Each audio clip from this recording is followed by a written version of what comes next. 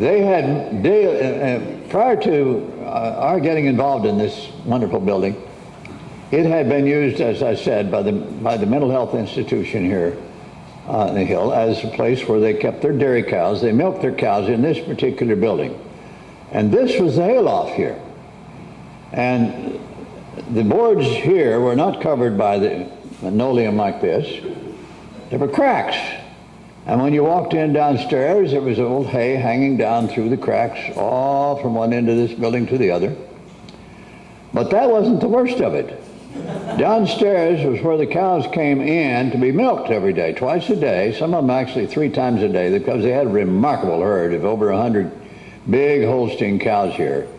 In fact, there's one cow, I think you've got a picture here somewhere in the building, that set a state record for milk production.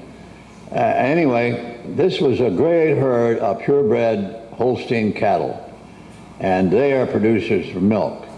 And they were handled by the patients who lived here and worked here on the farm under the direction of one wonderful man and his son. Yeah, right. And it was a great operation. But they had moved out 10 years earlier, quit the farm, they'd quit milking cows, so that when they moved this 100 cows out of this building, they left all the manure, and it had dried and hardened and hardened and hardened until, I mean, it was like we had to use pick and shovels to begin to clean it up. The stanchions were still in place where the cows would come in the morning at night, stick their head into a stanchion like this, they'd lock them into place, put feed in front of them into a cement trough that existed, and then they would attach the milkers to them, to their udders, and milk them, and then they'd turn them back out into the pasture. Well, these gutters behind each cow was full of the driest, hardest manure you ever saw in your life. And it was scattered all over the barn. Nobody had bothered. Once they quit milking cows, nobody had bothered to clean the place out, and it hadn't been cleaned out for 10 years. But it was a dreamland. You can't believe the excitement that existed on that 10 to 15 people that we got involved right away. Now you got to remember that we were 20 years, 30 years younger. And that makes a big difference. You kids will know what I'm talking about. In fact, you older people that not near as old as I am recognize it too. When you're younger, you've got more energy, you can dream bigger, and it's wonderful. But we had crews out here, our own. And when we came out, by the way, to take possession of it, we discovered that the contractor was still here trying to tear down the rest of the buildings. And we had to give him orders to leave the rest, leave them alone, leave anything alone as you can. Anyway, it was an exciting period. We didn't have any trouble getting help. We really didn't. I hauled at least 5 loads of manure, dried, hard manure, out to my farm and scattered it around in my flower beds. Because I wasn't a farmer. I didn't have any farm as such. I lived on a wonderful hill out here. But we had a lot of flower beds. And that was a mistake, because that manure was completely full of weed seeds and grass seeds. And for at least 3 years, I fought every one of them. I pulled weeds and grass out of my flower beds until I was sick and tired of it, and blamed it all on this place. Anyway, by the time we got it cleaned out and could get some vision of what we were going to do, these women, and I mean the women, now there were 3 or 4 or 5 of us men involved, but believe you me, this dairy barn wouldn't be here as an art center if it wasn't for about 20 women that got involved and worked their whatever off on getting the programs underway. It was just wonderful. We were able to get a good contractor to come and repair the roof, a friend of ours from down in MacArthur. We were able to get volunteer help in all sorts of ways.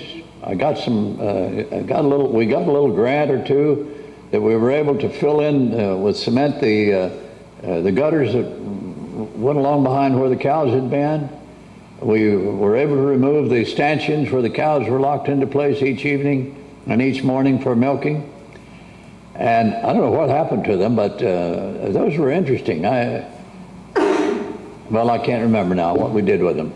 But everything like that came out. And then we had, of course, to clean out this upstairs. It was all one great hay mound. Hay, where they stored the hay for the winter of the cows. And it hadn't been cleaned out since the barn was built. So there was piles of old hay everywhere, cobwebs, wonderful cobwebs, probably record-setting cobwebs. But it was an exciting time. We were involved in something so big and so new that we didn't know whether we were going to make a go of it or not. But it had to be done. It had to be done. And we had parties and all sorts of things. We did have some wonderful volunteers among the contractors around the area who would come and do things like cementing over the gutters behind where the cows stood and removing the stanchions. Because a lot of that was just plain hard labor and fixing the roof and that sort of thing. It was an exciting time. You could physically see the changes taking place. And I'm going to be making a comparison pretty soon about the difference between volunteering for something where you can make a physical change, a physical difference right away, or an aesthetic difference in what you do down through the few years after you've cleaned it up and got it ready for all the dreams that you had.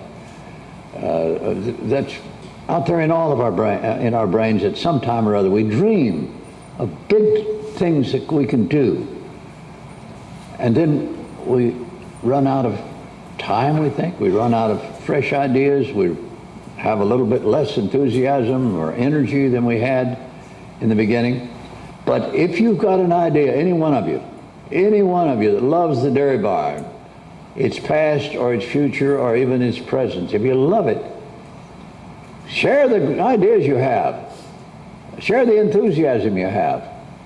Because believe me, it's needed about every 5 to 10 years in any organization, not just the dairy barn.